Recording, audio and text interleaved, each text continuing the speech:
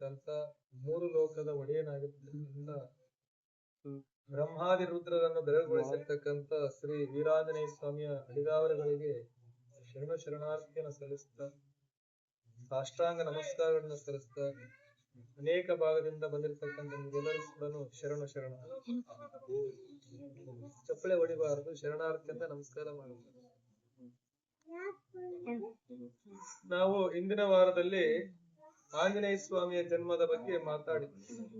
ಹೌದ್ರ? ಕೆಲವರು ಬಂದಿದ್ರು, ಕೆಲವರು ಬಂದಿದ್ದಿಲ್ಲ. ಗಲಾಟೆ ಮಾಡ್ಕೊಡಿ ತಾಯಿ ಮಕ್ಕಳು. ಆಂಜನೇಯ ಸ್ವಾಮಿಯ ಜನ್ಮದ ಬಗ್ಗೆ ಮಾತಾಡಿದ್ವಿ. ಆಂಜನೇಯ ಸ್ವಾಮಿ ಹೇಗೆ ಹುಟ್ಟಿದ, ಯಾವ ರೀತಿಯಾಗಿ ಆತನ ಜನ್ಮ ಆಯಿತು, ಅಂಜನಾಗರ್ಭಾಪುರಿಯಲ್ಲಿ ಹೇಗೆ ಜನಿಸಿದ ಅನ್ನೋದ್ರ ಬಗ್ಗೆ ಮಾತಾಡಿದ್ವಿ. ಆಂಜನೇಯ ಜನ್ಮವಾಯಿತು. ಜನ್ಮ ಆದಾಗ ಏನಾಯ್ತಪ್ಪ ಅಂದ್ರೆ ಆತ ಹುಟ್ಟಿ 6 ದಿವಸ ಆಗಿತ್ತು. ಯಾರು? ಆಂಜನೇಯ.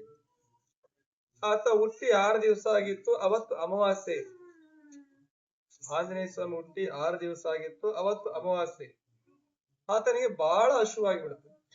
ಯಾರಿಗೆ? ಆಂಜನೇಯ ಸ್ವಾಮಿಗೆ ಬೆಳಗಾ ಮುಂಜಾನೆ ಬಹಳ ಹಸುವಾಗಿದೆ. ಅವ್ರ ಅಮ್ಮನ ಹತ್ರ ಹೋಗಿ, ಅಮ್ಮ ನನಗೆ ಬಹಳ ಹಸುವಾಗಿದೆ ಅಂತ ಹೋಗಿ ಕೇಳ್ಕೊಳ್ತಾರೆ. ಅವ್ರಮ್ಮ ಏನ್ ಹೇಳ್ತಾಳೆ, ನಾನು ಇಲ್ಲೇ ಪಕ್ಕದಲ್ಲಿ ವನ ಇದೆಯಲ್ಲ, ಆ ವನದಲ್ಲಿ ಹೋಗಿ ಹಣ್ಣನ್ನ ತಗೊಂಡು ಬರ್ತೀನಿ ಅಂತ ಹೇಳ್ತಾರೆ. ಆಂಜನೇಯ ಏನಂದ್ರೆ ನೀವು ತಿನ್ಬೇಕನ್ನೋ ಆಸೆ ಜಾಸ್ತಿ. ಅವನಲ್ಲಿ ಇರ್ತಕ್ಕಂಥ ಪರಾಕ್ರಮ ಅಷ್ಟು ಅದ್ಭುತವಾಗಿರ್ತಕ್ಕಂಥ ಪರಾಕ್ರಮ ಆಂಜನೇಯಂದು. ಅವಾಗ ಏನಾಗ್ತದಂದ್ರೆ ಅವ್ರಮ್ಮ, ಇಲ್ಲ ಮಗ ನಾನು ಹಣ್ಣು ತಗೊಂಡ್ಬರ್ತೀನಿ, ನೀನ್ ಇಲ್ಲೇರಪ್ಪ ಅಂತಂದೇಳಿ ಹೇಳ್ತೀನಿ. ಅಮ್ಮ ಹಣ್ಣು ತರ್ತಿಯಲ್ಲ, ಅದು ಹಣ್ಣು ಹೆಂಗಿರ್ತತಿ ಅಂತ ಕೇಳ್ತೇನೆ. ಹುಟ್ಟಿ 6 ದಿನಕ್ಕೆ ಮಾತಾಡೇನ್ರಿ. ಈಗಿನ ಮಕ್ಕಳು ಹುಟ್ಟಿ 6 ವರ್ಷ ಆದ್ರೆ ಮಾತಾಡೋದಿಲ್ಲ. ಭಗವಂತ ಹುಟ್ಟಿ 6 ದಿನಕ್ಕ ಮಾತಾಡ. ಅಮ್ಮ ಹಣ್ಣು ತರ್ತಿಯಲ್ಲ, ಹಣ್ಣು ಹೆಂಗಿರ್ತತಿ ಅಂತ ಕೇಳ ಆಂಜನೇಯ. ಆ ತಾಯಿ ಏನ್ ಹೇಳ್ತಾರಂದ್ರೆ, ಕೆಂಪಗಿರದಪ್ಪ ಹಣ್ಣು, ಕಾಯಿ ಆದ್ರೆ ಹಚ್ಚಗಿರ್ತದಂತ ಹೇಳ್ತಾರೆ. ಹಣ್ಣಾದ್ರೆ ಕೆಂಪಗಿರ್ತತಿ, ಕಾಯಿ ಆದ್ರೆ ಹಚ್ಚಗಿರ್ತತಪ್ಪ. ಹೋಗಿ ಯಾವ್ದು ಹಣ್ಣಾಗೈತೆ ಅದನ್ನ ತರ್ತೀನಿ ನಾನು, ಪಕ್ಕದಲ್ಲಿ ವನ ಐತಲ್ಲ ಹೋಗಿ ಅಂತ ಹೇಳಿ ಹೋಗ್ತಾಳೆ. ನೀವು ಕಥೆಗಳಲ್ಲಿ ಹಳ್ಳಿಯಲ್ಲಿ ಆಡು ಭಾಷೆಯಲ್ಲಿ ಅಂಜನಾದಿ ಕಣ್ಣಿತ್ತಿಲ್ಲ ಎಲ್ಲ ಸುಳ್ಳದು. ಅದು ಊಹೆ ಮಾಡಿ ಕಟ್ಟಿರ್ತಕ್ಕಂಥ ಕಥೆ, ಅದು ವರ್ಣನೆ ಮಾಡಿ ಕಟ್ಟಿರ್ತಕ್ಕಂಥ ಕಥೆ. ಆದ್ರೆ ಸತ್ಯ ಘಟನೆ ಇದು. ಆ ತಾಯಿ ಅರ್ಕಂಬರಕಂತ ಹೋಗ್ತಾಳೆ. ಈತನಿಗೆ ತಡ್ಕೊಳಕ್ಕಾಗಲ್ಲ ಹೊಟ್ಟೆ ಅಷ್ಟು. ಏನ್ ಹೇಳಿದ್ಲಾರಮ್ಮ, ಯಾವ್ದು ಹಣ್ಣು ಕೆಂಪಿರೋದೆಲ್ಲ ಹಣ್ಣು ಅಂತ ಹೇಳಿದ್ರು. ಬೆಳಗಾ ಮುಂಜಾನೆ ಆಯ್ತು. ಇನ್ನೇನು 6 ಗಂಟೆಗೆ ಸೂರ್ಯ ದೇವರು ಹುಟ್ಟಿ ಬರ್ತಾ ಇತ್ತು. ಸೂರ್ಯ ದೇವರು ಹುಟ್ಟಬೇಕಾರೆ ಹೆಂಗಿರ್ತಾನ? ಕರಗಿರ್ತಾನೆ. ಕೆಂಪು ಹೆಂಗಿರ್ತಾನ? ಮಾಗಿದ ಮಾವಿನ ಹಣ್ಣಿನಂಗಿರ್ತಾನೆ. ಯಾರಿಗೆ ಹೋಲಿಸ್ತಾರೆ ಸೂರ್ಯದೇವನಂದ್ರ? ಮಾಗಿದ ಮಾವಿನ ಹಣ್ಣಿಗೆ ಹೋಲಿಸ್ತಾರೆ. ಮಾಗಿದ ಮಾವಿನ ಹಣ್ಣಿಗೆ ಕಂಡು ಬಿಡುತ್ತಾನ ಕಣ್ಣಿಗೆ. ಆಂಜನೇಯ ಸ್ವಾಮಿ ಕಣ್ಣಿಗೆ ಹಣ್ಣಾಗಿ ಕಂಡ ಸೂರ್ಯದೇವ. ಹುಟ್ಟಿದಾಗಲೇ ಬ್ರಹ್ಮಾದಿ ರುದ್ರರ ಒಂದು ಶಕ್ತಿಯನ್ನು ಪಡೆದು ಹುಟ್ಟಿರ್ತಕ್ಕಂಥವನು. ಅವನಿಗೆ ಯಾವುದೇ ರೀತಿಯಾಗಿರ್ತಕ್ಕಂಥ ಅಡ್ಡಿ ಆತಂಕಗಳಿಲ್ಲ. ಹಣ್ಣು ಬಹಳ ದೊಡ್ಡದಾಗಿದೆ, ನಾನು ಅದ್ ತಿಂದ್ಬಿಟ್ರೆ ಹೊಟ್ಟೆ ತುಂಬ ಬಿಡ್ತದಂತ ಏನ್ ಮಾಡ್ಬಿಟ್ಟ, ಆಕಾಶಕ್ಕೆ ಎಗರಿಬಿಟ್ಟ. ಆಂಜನೇಯ ಏನ್ ಮಾಡಿದ, ಆಕಾಶಕ್ಕೆ ಎಗರಿದು ಬಿಟ್ಟ. ಹೆಂಗೆ ಅಂದ್ರೆ ಈ ಇಡೀ ಭೂಮಂಡಲವನ್ನೇ ದಾಟಿ ಹೋದ ಆಕಾಶ. ಅವತ್ತು ಸೂರ್ಯಗ್ರಹಣ ಇತ್ತು. ಅವತ್ತೇನಿತ್ತು? ಸೂರ್ಯಗ್ರಹಣ ಇತ್ತು. ಸೂರ್ಯಗ್ರಹಣ ಇತ್ತಲ್ಲ, ಏನಾಯ್ತಪ್ಪ ಅಂದ್ರೆ ಅವತ್ತು ಸೂರ್ಯಗ್ರಹಣ ಹಿಡಿಬೇಕು. ಆ ಸೂರ್ಯಗ್ರಹಣ ಹಿಡಿಬೇಕಲ್ಲ, ಆ ಸಮಯದಲ್ಲಿ ರಾಹು ಏನ್ ಮಾಡ್ತಾನೆ, ಸೂರ್ಯನನ್ನು ನುಂಗುವುದಕ್ಕಾಗಿ ಬರ್ತಾ ಇರ್ತಾರೆ. ನೀವು ಗ್ರಹಣ ಕಾಲದಲ್ಲಿ ಏನಾಗುತ್ತಪ್ಪ ಅಂದ್ರೆ ಕತ್ತಲಾಗುತ್ತೆ. ಹೌದಾ? ಕತ್ತಲಾಗುತ್ತೆ. ಆ ಸಮಯ ಸನ್ನಿಹವಾಗಿತ್ತು. ಇನ್ನೇನು ಗ್ರಹಣ ಹಿಡಿಬೇಕು. ಸೂರ್ಯನನ್ನ ರಾಹು ಹೋಗಿ ನುಂಗಬೇಕು. ಸೂರ್ಯದೇವರನ್ನ ರಾಹು ಹೋಗಿ ನುಂಗಬೇಕು. ಆ ಸಮಯದಲ್ಲಿ ಆಂಜನೇಯ ಏನ್ ಮಾಡ್ತಾನೆ, ರಾಹು ನುಂಗಕ್ಕಿಂತ ಏನು ಹೋಗ್ತಂತನಲ್ಲ, ಆತನ ಮಗ್ಲಿಗೆ ತಾತಿಗಿನ ಮುಂಚಿನ ರಕ್ತನ ಹೋಗ್ಬಿಡ್ತಾನೆ. ಮನೋವೇಗಿ ಆತ ಆಂಜನೇಯ. ಮನೋವೇಗಿ ಇದರ ಅರ್ಥ ಏನಂತ ನೀವು ಕೇಳ್ಬೋದು. ಮನೋವೇಗಿ ಅಂದ್ರೆ ನಾವ್ ಮನಸ್ಸಲ್ಲಿ ಅನ್ಕೊಂತೀವಿ, ನಾವು ಕಾಶಿಗೆ ಹೋಗಿದ್ರೆ ಚೆನ್ನಾಗಿತ್ತಲ್ಲ ಅಂತಂದೇವಿ.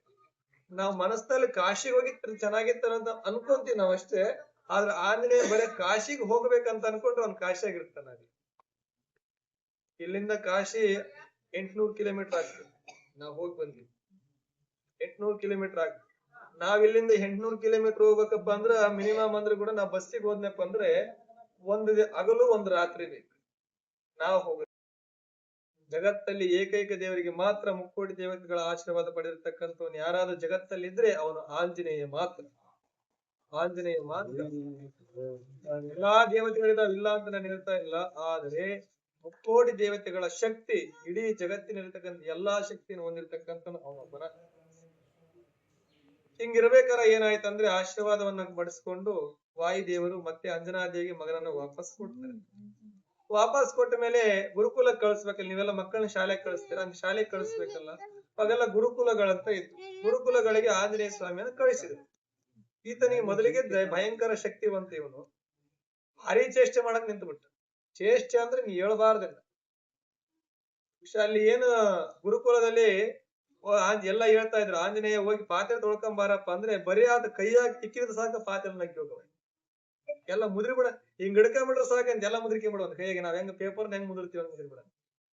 ಏನೇನ್ ಹೇಳ್ತದಿಲ್ಲ ಅಂತ ಜೊತೆ ಸುಮ್ ಅಡಡಿಕೆ ಅಂತ ಪಾತ್ರೆಗಳನ್ನ ಒದ್ರೆ ಅವು ಯಾವ ಕೂಡ ಕಣ್ಣಿಗೆ ಕಾಣ್ತದಿಲ್ಲ ಅಂತ ಅಷ್ಟು ದೂರ ಹೋಗುವ. ನೀರ್ ಕುಡಿಯಕಂತ ಹೋದ್ನಪ್ಪ ಅಂದ್ರೆ ಬಾನೆಗೆ ನೀರ್ ಇರ್ತಾವಲ್ಲ, ಓಸು ನೀರ್ ಇವನೊಬ್ಬನ ಕುಡಿದು ಬಿಡೋದು.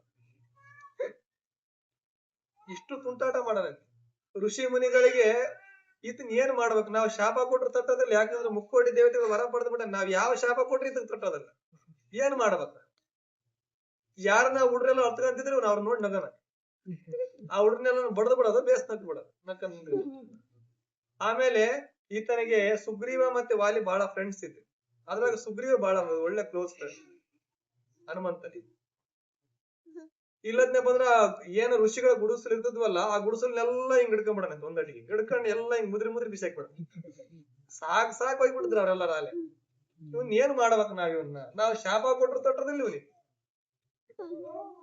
ಮಠದ ಅಲ್ಲಿ ಆ ಗುಡಿಸಲಲ್ಲಿ ಏನಂದ್ರೆ ಆ ಒಂದು ಆಶ್ರಮದಲ್ಲಿ ಗುರುಕುಲದಲ್ಲಿ ಅಡಿಗೆ ಮಾಡ್ತಿದ್ರ. ಕೊಬ್ಬರಿ ಕಡೆಗೆ ಅಡಿಗೆ ಮಾಡಿದ್ರೆ ಕೂಡ ಇವ್ ಹಬ್ಬನೇ ತಿಂದ್ಬಿಡಣ ತೋಟ. ಶಕ್ತಿವಂತ ಯಾದಿಡ ಅಷ್ಟು ಉಂಡು ಸುಮ್ಮನೆ ಕುಂತ್ ಬಿಡಣ, ಏನ್ ಗೊತ್ತಿಲ್ಲ. ಆ ಆಶ್ರಮದಲ್ಲಿರ್ತಕ್ಕಂಥ ಮರ ಮಂಡಿಗಳನ್ನೆಲ್ಲ ಮುರಿದುಕಂತ ಹೋಗ್ಬಿಡಣ ಓಸು. ಸಾಕಾಗಿತ್ತಲ್ಲ ಗುರುಗಳಿಗೆ. ಇವನಿಗೆ ಏನ್ ಹೇಳ್ಬೇಕು ನಾವ್ ಅನ್ನಂಗಾಗಿ. ಅವಾಗ ಗುರುಗಳೆಲ್ಲ ಸೇರಿ ಒಂದ್ ತೀರ್ಮಾನ ಮಾಡಿದ್ರು, ಏನ್ ಮಾಡಿ ಇವನಿಗೆ ಏನಾರ ಮಾಡ್ಬೇಕು ನಾವು.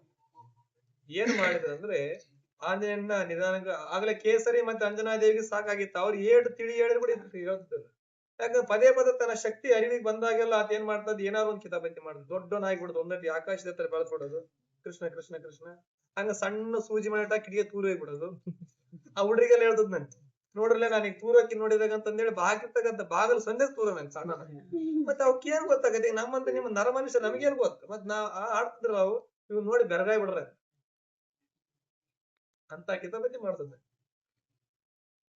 ಹಿಂಗಿರ್ಬೇಕಾಗೆ ಕೇಸರಿ ಮಹಾರಾಜರಿಗೆ ಮತ್ತೆ ಅಂಜನಾ ದಿನ ಆತನ ಮೇಲೆ ಕಂಪ್ಲೇಂಟ್ ಹೋಗದ ನಿನ್ ಮಗ ಹಂಗ ಮಾಡ್ತಾನ, ನಿನ್ ಮಗ ಹಿಂಗ ಮಾಡ್ತಾನಂತ. ಅವ್ ಕಾಲೇ ದಿನ ಅವ್ರಿಗೆ ಹೇಳಿ ಅವರ ಸಾಕಾಗಿತ್ತು. ಋಷಿ ಮುನಿಗಳಲ್ಲಿ ಏನ್ ಮಾಡಿದ್ರು ಅಂದ್ರೆ ಒಂದು ಪ್ಲಾನ್ ಮಾಡಿ ಆಂಜನೇಯ ಸ್ವಾಮಿಯನ್ನ ತೊಡೆ ಮೇಲೆ ಕೂರಿಸ್ಕೊಂಡು ಏನ್ ಮಾಡಿದ್ರು ಅಂದ್ರೆ, ನೋಡಪ್ಪ ನಿನಗೆ ಅತ್ಯಂತ ಬಲಶಾಲಿ ಆಗಿದೆಯೇನೆ, ಎಲ್ಲಾ ದೇವಾನುದೇವತೆಗಳ ವರಗಳನ್ನ ಪಡೆದಿದೆಯೇನೆ, ನಿನಗೆ ನಾವು ಶಾಪ ಕೊಟ್ರು ನಿನಗೆ ತಟ್ಟೋದಿಲ್ಲ. ಹಾಗಾಗಿ ನಾವು ನಿನಗೆ ವರ ರೂಪದಲ್ಲಿ ಒಂದು ಶಾಪ ಕೊಡ್ತೀವಿ. ಏನಂತ ಅಂದ್ರೆ, ದೇವತೆಗಳು ಕೊಟ್ಟಿರ್ತಕ್ಕಂಥ ಎಲ್ಲಾ ವರಗಳು ಮರೆತು ಹೋಗಲಿ, ಯಾರಾದ್ರೂ ನಿನಗೆ ನೆನಪು ಮಾಡಿದಾಗ ಮಾತ್ರ ಅದು ನಿನ್ನ ಅರಿವಿಗೆ ಬರಲಿ. ದೇವತೆಗಳು ಕೊಟ್ಟಿರ್ತಕ್ಕಂಥ ಶಾಪ ನಿನಗೆ ಕೊಟ್ಟಿರ್ತಕ್ಕಂಥ ವರ ಮರೆತು ಹೋಗಲಿ. ಅದು ನಿನಗೆ ನೆನಪಿ ಬರ್ದಂಗಿರ್ಲ. ಯಾರಾದರೂ ಸಂದಿಗ್ಧ ಪರಿಸ್ಥಿತಿಯಲ್ಲಿ ಕಷ್ಟ ಬಂದಾಗ, ನಿನ್ನನ್ನು ಸ್ತುತಿ ಮಾಡಿದಾಗ, ನಿನಗೆ ನೆನೆಸಿದಾಗ ನಿನಗೆ ಅದು ನೆನಪಿಗೆ ಬರಲಿ ಅಂತ ವರ ರೂಪದಲ್ಲಿ ಶಾಪ ಕೊಟ್ಟು. ಅದಕ್ಕೆ ಶಾಪ ಕೊಟ್ಟಂಗೂ ಅಲ್ಲ, ಇಟ್ಟು ವರ ಕೊಟ್ಟಂಗೂ ಅಲ್ಲ. ಅವಾಗ ಆಂಜನೇಯ ಏನ್ ಮಾಡಿದ, ಸಾಯಂಕಾಲ ಅಷ್ಟೊತ್ತಿಗೆ ಎಲ್ಲಾ ಹುಡುಗರನ್ನ ಅವನು ಆಯ್ತು, ಹುಡುಗರನ್ನ ಪಾಠ ಕೇಳ್ತದ್ದ, ಎಲ್ಲಾ ಮಾಡ್ತದ್ದ. ಮಧ್ಯೆ ಅಹಂ ಅನ್ನೋದಿತ್ತ. ಅವಾಗ ಏನ್ ಮಾಡ, ಮತ್ ಬೇಜಾರಾಗ್ಬೇಡಪ್ಪ, ನಿನ್ ಕತಿ ಹೇಳಕತ್ತೀನಿ. ಅವಾಗ ಇರ್ಬೇಕಾರಾಗ ಏನ್ ಮಾಡಿದ, ಎಲ್ಲಾ ಮಾಡಿದ್ರು. ಗುರುಕುಲದಲ್ಲಿ ವಿದ್ಯೆಯನ್ನ ಕಲಿತು ಮನೆಗೆ ಹೋದ ಮೇಲೆ ಅಂಜನಾದೇವಿ ಹೇಳ್ತಾಳೆ, ನೋಡಪ್ಪ ನೀನು ವಿದ್ಯೆಯನ್ನ ಕಲಿತು ಬಂದಿದ್ದೆ ಸತ್ಯ, ಆದ್ರೆ ಸೂರ್ಯದೇವನಷ್ಟು ವಿದ್ಯೆ ಕಲಿತಿರೋ ಜಗತ್ತಲ್ಲಿ ಯಾರು ಇಲ್ಲ. ಅತ್ಯಂತ ಮಹಾಜ್ಞಾನಿ ಆತ. ಹುಟ್ಟಿದಾಗಲೇ ಸೂರ್ಯನನ್ನು ನುಂಗಲು ಹೋಗಿರ್ತಕ್ಕಂಥ ಮಹಾಪುರುಷ ನೀನು. ಸೂರ್ಯದೇವರ ಹತ್ರ ಹೋಗಿ ಜಗತ್ತಿನಲ್ಲಿರ್ತಕ್ಕಂಥ ಎಲ್ಲಾ ವ್ಯಾಕರಣ ಶಾಸ್ತ್ರ ವಿದ್ಯೆಗಳನ್ನ ನೀನು ಕಲಿತು ಬಾ ಅಂತಂದೇಳಿ ಆಂಜನೇಯ ಸ್ವಾಮಿಗೆ ಆಶೀರ್ವಾದ ಮಾಡಿ ಕಳಿಸ್ತಾರೆ. ಅಂಜನಾದೇವಿ ಅವಾಗ ಆಂಜನೇಯ ಸ್ವಾಮಿ ಎಲ್ಲಾ ಶಕ್ತಿಗಳನ್ನ ವರ್ಣನೆ ಮಾಡಿದಾಗ ಆಂಜನೇಯನಿಗೆ ನೆನಪು ಬರ್ತದೆ ತನ್ನ ಶಕ್ತಿ. ಸೂರ್ಯದೇವರ ಹತ್ರ ಹೋಗ್ತಾರೆ. ಹಿಂಗೆ ಆಂಜನೇಯ ಸ್ವಾಮಿ ಸೂರ್ಯದೇವರ ಹತ್ರ ವಿದ್ಯೆ ಕಲಿಯೋದಕ್ಕಾಗಿ ವಿದ್ಯಾಭ್ಯಾಸ ಮಾಡುವುದಕ್ಕಾಗಿ ಹೋಗ್ತಾರೆ. ಆಮೇಲೆ ಆಂಜನೇಯನಿಗೆ ಮದುವೆ ಆಗಿದೆ. ಕಿವಿ ಕೊಟ್ಟು ಕೇಳಿದ್ರು, ಆಮೇಲೆ ನಿಂಗೆ ಹೇಳ್ತಾರೆ ಅನ್ಬಾರ್ದು. ಮತ್ತೆ ಆಂಜನೇಯನಿಗೆ ಮದುವೆ ಆದ್ರೂ ಆತ ಬ್ರಹ್ಮಚಾರಿ. ಸೂರ್ಯದೇವರ ಹತ್ರ ಅನೇಕ ವಿದ್ಯೆಗಳನ್ನ ಕಲಿತಾನೆ ಆಂಜನೇಯ ಸ್ವಾಮಿ. ಅನೇಕ ವಿದ್ಯೆಗಳನ್ನ ಕಲಿತಾನೆ. ಆದ್ರೆ ಒಂದು ವಿದ್ಯೆ ಪರಿಪೂರ್ಣವಾಗಬೇಕಂದ್ರೆ ಆತ ಮದುವೆ ಆಗಿರ್ಬೇಕು.